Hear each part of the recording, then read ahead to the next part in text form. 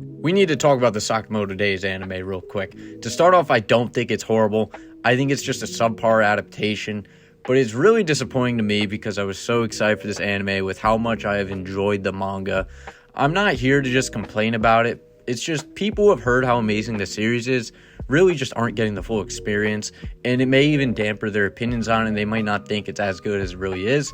And my biggest complaint is that while the pacing is fine and the character designs were replicated pretty well, a lot of the grittiness and flow I felt within the manga I feel like just has been lost due to the fact that a lot of the animation is extremely stiff and it's just nothing groundbreaking, especially when you see series like Solo Leveling and Bleach and Don putting out 10 out of 10 episodes every week.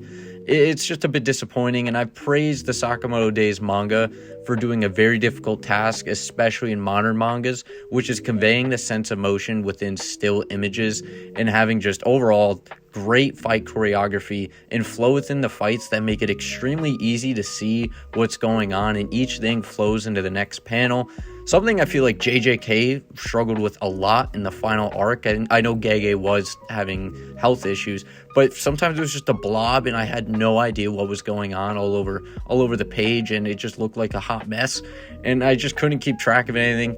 And with the anime for Sakamoto Days, it's kind of just taken these panels that are very iconic to the manga and slowly move one specific part in slow motion, like when Sakamoto is defending Lou and he punches down on that random dude. It kind of was just frozen, and then you just saw like the effects on his arm, and it was just doing that to convey emotion. That and a lot of the details within the scenes are just lost, and it just looks inferior to the manga easily. Now, yes, I understand certain things in manga are hard to translate to motion with animation, but a lot of the backgrounds just feel lifeless sometimes, and it loses a lot of the detail from the source material.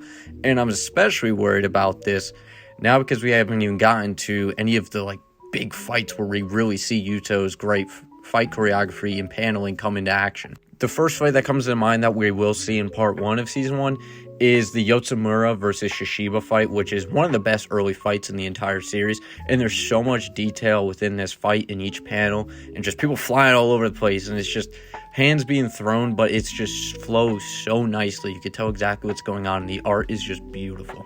Another scene I don't know how the anime is going to handle is when Uzuki, or Slurs he's going to be referred to as in the anime for a while, when we first see him sitting down, I don't know how this manga panel is going to look. It has a certain art style to it that I don't think could be translated well into the anime. It almost looks like a sketch in that all the refinement has been taken out of it, but it brings out so much emotion and darkness within it that basically encapsulate Uzuki's character, and Yuto executed this scene perfectly. And I don't know how this is going to be replicated at all.